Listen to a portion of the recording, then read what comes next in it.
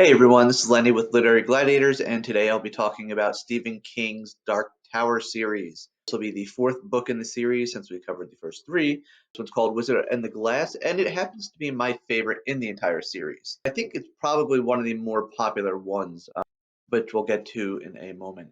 So, the previous book, Wastelands, actually ends on a cliffhanger, and the Wizard and Glass, the fourth book, picks up right at that cliffhanger. What's interesting about this story is it's a frame story.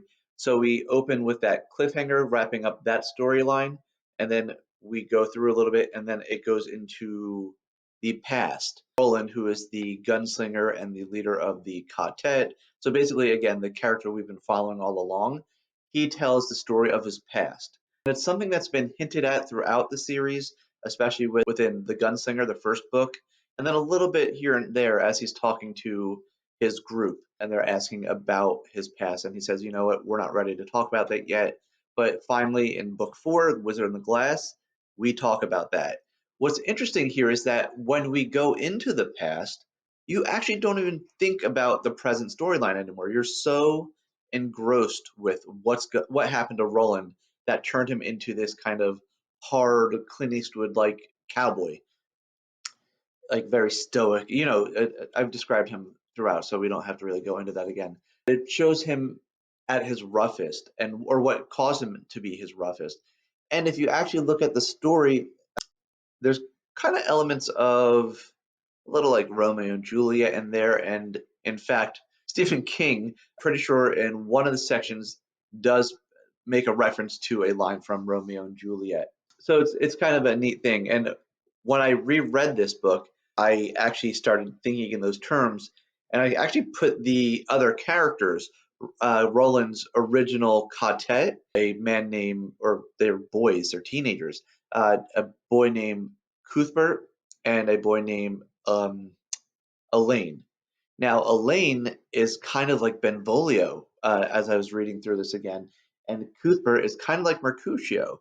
So I'm not sure if that was intentional on Stephen King's part, but but it is there, if you want to make that reference. It might be a bit of a stretch, but knowing the series and how Stephen King works in pop culture, he alludes to other works of fiction, other art, things like that. It can very well be direct kind of homage to those characters. So basically, this story again, while there are frames on each side, the modern story where Roland is with his new quartet, and then obviously at the end of his tale, we're back to that story. But the middle, and it's a good like probably 60 to 70% of the book, is Roland's story on how he got there. It's a really actually strong love story for Roland and a woman named Susan. So it's definitely worth a read. And if you've actually read these books going now, as I've been going through them, Wizard in the Glass is definitely the most well written. It's an interesting thing because this whole series has everything from start to finish. There's fantasy, horror, western, romance, action. King goes through this whole arc. So Wizard in the Glass is definitely the strongest in my opinion.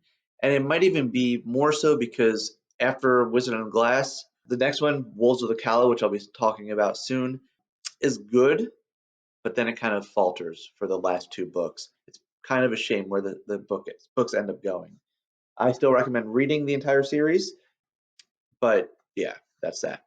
What's also kind of cool about Wizard in the Glass is that Marvel Comics did an adaptation of it, and it started with the Wizard and Glass story. So this gunslinger being kind of born and who he is. Actually, the book's called Gunslinger Born, and it does go through. So it starts chronologically and works through the Dark Towers. I don't think they ever actually finished the whole series.